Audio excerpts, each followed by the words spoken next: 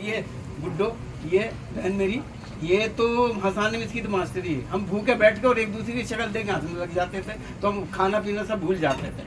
तो ये जो रहा तो जाहिर है, ये जो इसने लिखा है, यूं गुजरी है अब तलक, वाह क्या गुजरी है। और इसने इतने खूबसूरत अल्फाजों में लिखा, मुझे तो बोलना भी नहीं आता। मेरे तो अल्फाज में तो बिल्कुल देहाती आदमी, लेकिन जो थोड़ा बहुत बोलना सीखा है यही सोहबत में। क्यों कहीं कोई गलतियां करते, तलफ़ुज़ मेरा ख़राब होता तो यही ठीक करती रहती थी गुड्डो। एक तो इसका म्यूज़िक का भी ऐसा ये बेसुरा होता, तो ये सुर में ले आने का सारा कुछ तो ये भरा पड़ा हुआ था। तो यही से बस सीखते रहे, और मैं तो जल्दी से जल्दी पढ़ना चाहूँगा। सिखा के लाई हूँ कि इतनी तारीफ करो मेरी। ये सब दिल से निकल रहा है, आत्मा से। लेकिन एक बात बता दूं मैं कि जब ये हम वहाँ मिले तो हिंदी, मैंने इसकी हिंदी की क्लास ली थी। एक मम्मी ने कहा था, हाँ मम्मी ने कहा था कि हिंदी और गणित की क्लास ली थी। तो हिंदी में वो सीमा मैडम जो और अभी जब लाल कपड़ा जो मिला था आपको, उसकी चड्डी सिलवाई थी कि नहीं सिलवाई? क्या है यार? चिट्ठी, वो चड्डी सिलवाई नहीं थी, फड़वाई थी। वो तो ऐसे कई दिनों तक वो हमेशा नजरों में कफन ही वो लाल लाल ही दिखाई देता रहता। सोते जागते जब पता लगा कि ये कहाँ से उठा के लाए हैं। बाद में भूत डराने लगे थे। अनु सर, लास्ट सवाल एक मेरा है। अनु सर, आप क्या कहना चाहेंगे सीमा की के बारे में, और क्या कैसे कितना वो है क्या बुक के बारे में? बुक तो पढ़ेंगे तब बोलेंगे। नहीं, बुक पढ़ने एक भाई के लिए, भाई के हृदय में अपनी बहन के लिए जो प्रेम होना चाहिए वो अनकंडीशनल होना चाहिए, सीधी सिंपल सी बात। और मेरे जैसा व्यक्ति जो है, आपस में किसी चीज में मतभेद हो सकते हैं, मेरे किसी भाई से मतभेद हो सकते हैं, इससे मतभेद हो सकते हैं, लेकिन जब बात आती है अपने भाई या बहन के लिए लड़ने की, समझे ना, तो वहां पे ये नहीं देखा जाता कि तू सही है कि तू गलत है, तूने अच्छा किया कि बुरा किया। सो जब ये मुझ जैसे व्यक्ति से पूछना कि आप उनकी बुक के बारे में क्या कहेंगे, मुझे बुक से कोई मतलब नहीं है। मुझे केवल मतलब हमेशा से मेरी बहन से रहा है। वो सुखी रहे, वो खुश रहे, आबाद रहे, मुंबई रहे या हैदराबाद रहे। क्या बात है, क्या बात है, क्या बात है। Thank you sir, thank you, thank you. Kumar ji, Kumar sir, आप कुछ बोलना चाहते कुमार जी? बोलिए बोलिए। क्या क्या शुभकामनाएं देना चाहेंगे इस बुक के बारे में, और क्या? देखिए, कपूर फैमिली जैसा कि पूरा आपने जी राकेश जी पूछिए। इंडस्ट्री से इतने सारे लोग हैं, अनु सर हमेशा से आपको सपोर्ट करते आए हैं, और आपके बायोग्राफी के दौरान इतने सारे लोग सपोर्ट करने आए, कितना लकी मानते हैं खुद को, और क्या कहना चाहेंगे मैम? रघुवीर जी आ जाइए। मैं बहुत लकी हूँ कि मैं ऐसे माता पिता की संतान हूँ जो जीते जागते साधु संत थे, जो कला क्षेत्र में जिन्होंने अपना सर्वस्व त्याग के कला की सेवा की, और उनको ये भी नहीं मालूम था कि वो कला की सेवा कर रहे हैं। कोई नाम नहीं हुआ उनका, लेकिन वो पूरी ज़िंदगी कला की सेवा करते थे। हमारी सुबह होती थी, सुबह के राग के साथ जो माँ चाय बनाते हुए गुनगुनाती थी, और शाम होती थी शाम के राग के साथ जब माँ पूजा करती होती थी। तो ये एक मैं अपने आप को आज साहस के साथ, कॉन्फिडेंस के साथ जो बात कर पा रही हूँ, उन्हीं की देन है। और मैं बहुत खुशकिस्मत हूँ कि मेरे परिवार के सारे लोग अपने अपने क्षेत्र में उन्होंने काम किया है। और सबसे बड़ी बात जो मैं खुशकिस्मत हूँ कि इतनी चुनौतियों के बावजूद कोई भी क्रिमिनल नहीं बना हमारे घर में। भूख प्यास सब सह के भी हम में से कोई भी कभी किसी ने गलत काम नहीं किया है, और इसका मुझे बहुत गर्व और घमंड है, यूँ कहना चाहिए। अच्छे होने का भी घमंड होता है, वो मुझे है। और मेरे परिवार के सारे सदस्य कोई दुखों में इन्होंने कोई गलत काम नहीं किया, इसका मुझे गर्व है और घमंड है। अनु सर, आपसे जानना चाहूँगा, जब मैम ने आपको बताया कि मैं पहली बार अपनी बायोग्राफी, क्योंकि लोगों ने मीडिया में बहुत सारे न्यूज़ेस पढ़ी है, लेकिन जो सही कहानी है वो बुक के थ्रू आने वाली है, तो आपका क्या रिएक्शन था? क्या आपने कुछ बातचीत की मैम के साथ? नहीं, इस तरह की कोई बात नहीं। देखिए, बहन के साथ क्या बात करनी है, उसकी बात ऑटोबायोग्राफी कैसी होगी और क्या होगी, इस सिलसिले मसले में कोई बात नहीं है। हमारी बहन के लिए जो सपोर्ट है वो अनकंडीशनल है। उसमें उसकी बायोग्राफी, उसके स्टारडम का, उसके बड़े प्रोड्यूसर होने का, उसके बड़े डायरेक्टर होने का, उसके बड़ी कलाकार होने का कोई मतलब नहीं है। वो हमारी बहन है और एक भाई को अपनी बहन के लिए जो करना है वो उसका धर्म होता है, समझे आप? वो हमें अनकंडीशनल है। तो ये नहीं भैया। हाँ जी बिल्कुल। रघुवीर सर, आप क्या कहना चाहेंगे? आपने जो है कुछ कहानियाँ जो कि बहुत नॉस्टैल्जिक भी क्या महसूस किया होगा आपने, अगर कुछ शेयर करें कि क्या कहना चाहेंगे सर इस बुक के बारे में, और क्या शुभकामनाएं होंगी आपकी? शुभकामनाएं तो है सारी जो है तहे दिल से। मैं तो क्या कहूँ, मैं तो गुड्डो की सीमा बोल ही नहीं पाता, मैं आज तक नहीं बोल पाया मैं। और जब इसने बताया कि मैं आत्मकथा लिख रही हूँ तो मैं घबरा गया एग्जैक्टली क्या लिखेगी ये। और क्योंकि मैंने इसे हमेशा हंसते हुए देखा है, हम बड़ी मुफलिसी में जिए हैं हम लोग, और मुफलिसी के वाकई आज भी हम कभी बात करते हैं तो वो मुफलिसी के दिन सबसे खूबसूरत आज नज़र आते हैं हमें। मिलते 2-2.5 रुपये ही थे, और ज़्यादा कहने को 2-2.5 होते थे, मिलते 8 आने और 4 आने ही थे, उसी में हम मिल बांट के हम लोग खा लेते थे। तो उनको तबला बजाना कौन सिखाएगा, मतलब हिंदी सही बोलना कौन सिखाएगा? तो खैर मैं इनको उस वक्त जानता नहीं था। मैंने रोमी भाई से फ़ोन किया, उन्होंने कहा कुछ तबले का बंदोबस्त करो। तो रोमी जी ने कहा सीमा जी हैं, वो रंजीत और अन्नू की बहन है, मुझे इनका उस वक्त पता नहीं था कि भाई एक और भाई एग्जिस्ट करता है। मैंने रंजीत साहब के साथ भी काम किया है, अन्नू जी के साथ भी काम किया है, और अभी इंटरेक्शन कई सालों से सीमा जी के साथ है। I feel I have enriched myself by only being associate with them. मेरी बेटी आज आ नहीं पाई क्योंकि उनकी शूटिंग थी, और कल जब परसों मैंने कहा एक वीडियो बाइट बना लो तो she said I am doing such an emotional scene dad कि मैं ठीक बोल नहीं पाऊंगी, और मेरा मेकअप भी कुछ उल्टा सीधा है। शूटिंग उनकी 2 से 2 की थी, तो 2 की जगह 6 बजे पैकअप होती थी। तो होता ये था जब मैं घर से निकलता था वो सोई रहती थी। तो मेरे ख्याल में बाइट रह गई कि हो सकता है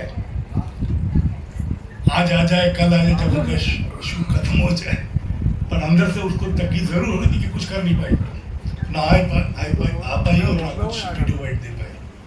आज मेरी छोटी बेटी की भी फिल्म का शो है, शायद वहाँ पे भी आ नहीं पाएगी क्योंकि वो इमोशनल तबले वाला सीन कर रही है जिसमें डायलॉग आता है, तो अपने नायने याद कर रही है और फिर तैयारी में लगेगी। आज मैं समझता हूँ अगर जानवी और खुशी का तबला सही है तो इनके बदौलत है।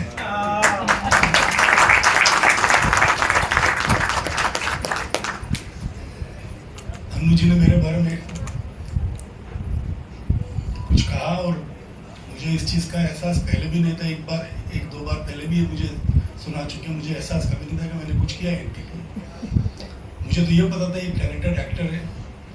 एक हमने प्ले देखा था पृथ्वी में, एक रुका हुआ फैसला। उसके बाद जावेद साहब ने कहा कि पूरे जो 12 कलाकार थे उनमें से अन्नू जी भी थे। हमारा राइट अन्नू जी? ईशा जी को मैं रंजीत के साथ ही मिला था जी, वो 7 दिन पिक्चर के दौरान रंजीत साहब ने जैसे तबला बजाना सीमा जी ने को जानवी को सिखाया, वैसे रंजीत साहब ने पंजाबी एक्सेंट में तबला बजाना हरी को सिखाया। वो 7 दिन में वो प्रेम प्रताप पटियाला का रोल कर रहे थे। गुलजार साहब ने सीन लिखे थे तो गुलजार साहब ने भी रिकॉर्ड करके दिया था, पर प्रैक्टिस करने के लिए और उसमें भी कुछ चीज़ें इम्प्रोवाइज करने के लिए, क्योंकि फर्स्ट हाफ में खैर मैं उस डिटेल में नहीं जाऊँगा। मेरा मतलब ये है कि रंजीत साहब का भी हमारे फैमिली में बहुत ज़्यादा योगदान है। तबला बजाना उन्होंने भी सिखाया मेरे भाई को, और सीमा जी ने मेरे दोनों बेटियों को। मैं समझता हूँ Arjun has lost out on these James of this family. किस्से सुन के राजपाल जी के, परेश के, रूमी के, अन्नू जी के किस्से सुन के अब तक। उस जमाने में एक ही क्लास होती थी रेलवे में, सेकंड एसी। बोले ये भी सेकंड एसी में जाएगा। तो इन्होंने वो टिकट लेके कहा था कि बस आज के बाद उसके लिए कुछ मत बोलिए, और पूरी सकर बस ये वहीं मेरी कंघी करने लगी। 8-9 साल का था तो मुझे नहलाना धुलाना, ये कौन सी बड़ी थी, 5 साल ज्यादा बड़ी होंगी, कंघी करना मेरी, मारना भी। मैं जब कंघी में बाल बजाते थे मैं चुप रहे, और फिर पुचकार भी लेती थी। माँ अक्सर मुशायरों में बाहर रहती थी, मुझे स्कूल छोड़ने जाना और इंतज़ार करना मेरा, और मेरा अभी इन्होंने आएगा। इनकी दुनिया मुझे लगता था कि मुझसे आगे सोचते नहीं थे, इनके सारे कुछ बस। गाड़ी का मुझे बड़ा शौक था, खुद पैदल चलती नहीं, ऑटो में चलती नहीं, मेरे लिए गाड़ी खरीदी। माँ उसको गाड़ी का बड़ा शौक है, गाड़ी में मेरा भाई जाएगा, मेरा भाई मेरा भाई। मैं सोचता था क्या चीज़। फिर हम लोग प्रोड्यूसर बन गए छोटी सी उम्र में, तो बस इनकी दुनिया पे तो ऐसा करना। तो मैं फिल्म की बात बता रहा था, वो डायरेक्टर ने कहा कि सीमा मेरा जो एक्टर है वो तो स्विमिंग कर। हाँ सॉरी सर जी एक फोटो तो अरे भाई मुझे जाना है जल्दी यार प्लीज। सर 1 मिनट रुकिए सर, 1 मिनट रुकिए सर। Sir 1 photo. अरे साथ में आओ ना, इरफान का साथ में। भाई तो आप कौन से चैनल पे? Sir social media. हाँ सोशल मीडिया सर।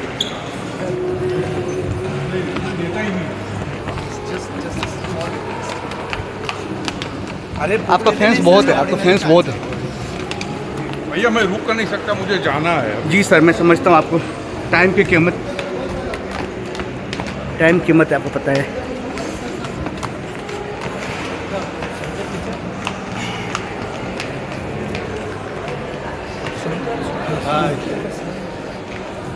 चलिए bye sir, bye bye bye.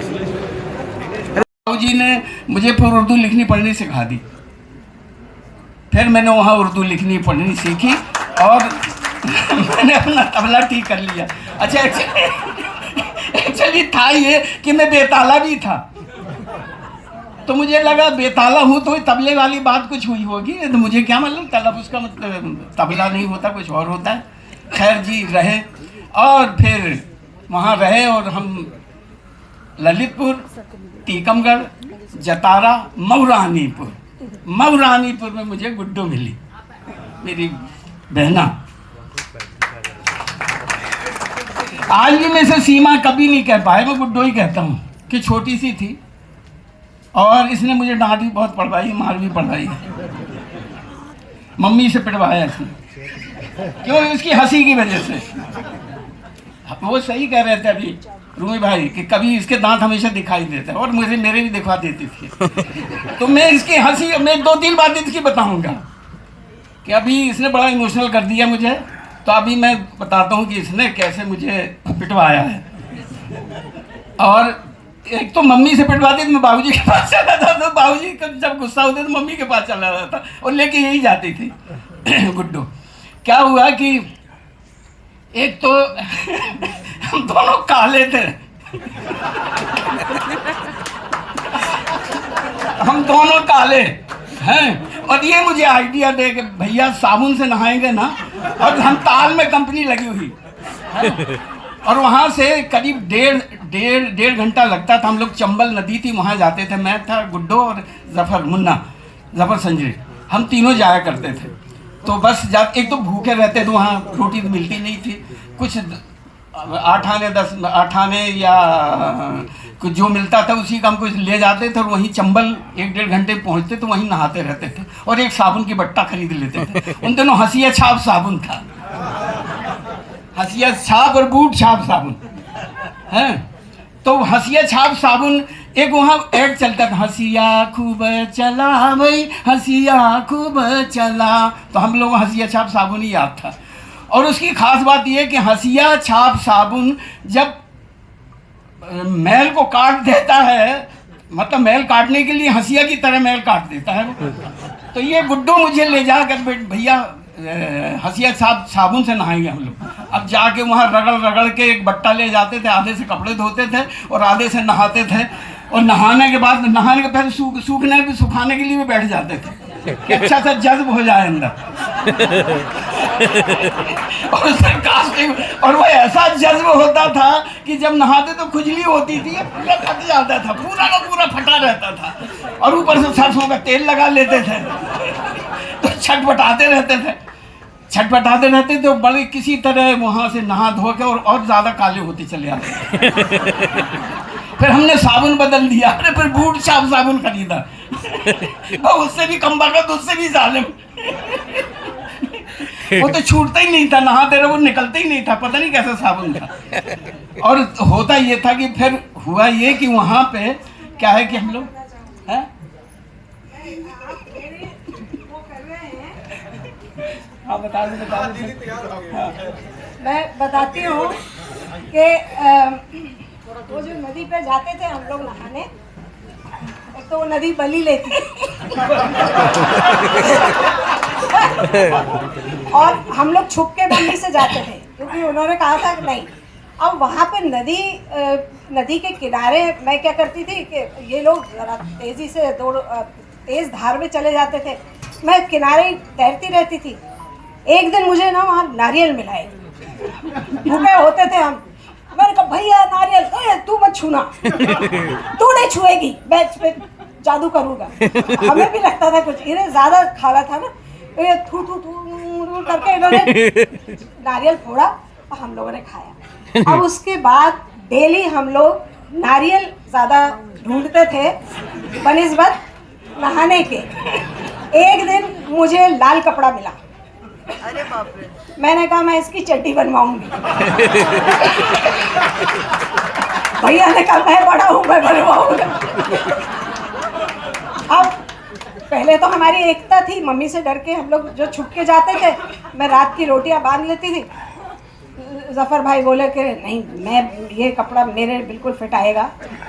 ऐसे फूट पड़ गई, मैं रोती रोती आई और मैंने मम्मी से ये राज साझा किया। मैंने कहा मम्मी कपड़ा मैंने ढूंढा, चड्डी किसकी बनेगी बताओ।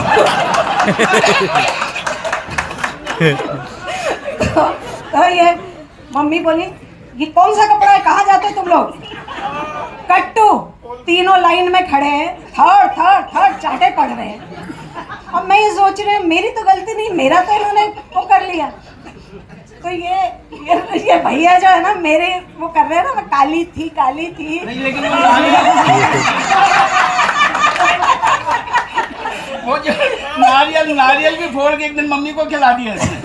बात बताइए कि मुर्गों का। हाँ, फिर मम्मी ने कहा तुम्हें मालूम है वो लाल कपड़ा क्या था?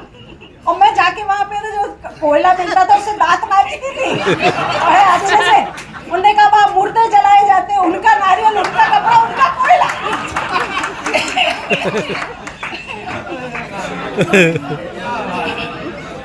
तो ये थी। अब ये हंसने में भी पिटवाया है इसने।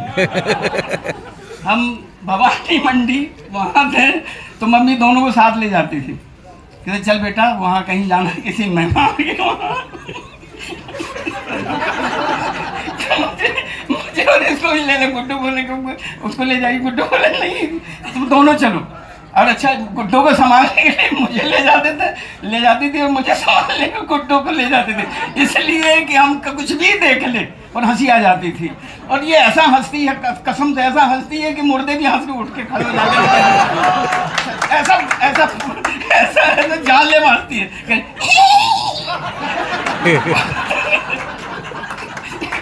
ऐसे दबा के इतना करते हुए मेरी हालत खराब। तो हम एक जगह गए हम लोग, मम्मी ने एक तरफ मुझे बिठाया और एक तरफ इसे बिठाया, बोले तुम लोग दोनों साथ बैठते तो हंसते हो। तो मम्मी पीछे बैठी हुई था। अब उनकी एक बेटी थी जो उसको बुलाया कि हमारी बेटी बड़ा अच्छा गाती है।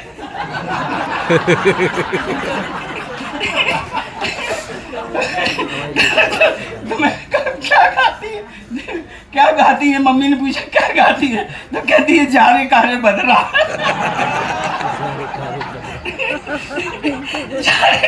कहती है। इस पुस्तक की खुशबू ने पूरे महफिल को ही इतरालय बना दिया। सामने दादा एक बार हो जाए तो बोलना मुझे। हाँ हाँ हो गया, आइए। जल्दी आओ।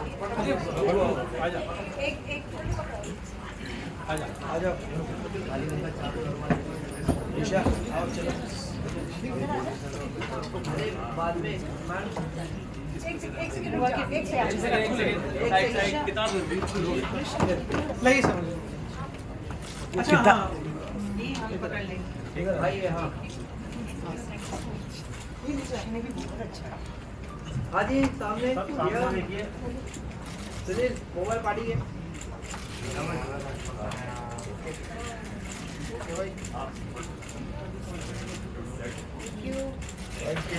अभी धोनी सर आपका, अली सर और मैडम का चारों का साथ सर आप बस एक ही बुक रहेगा तो चलेगा। सर सर सर थोड़ा सा सर आगे आइए। हाँ जी, अब अनु जी और रिबिन हाँ संभालिए।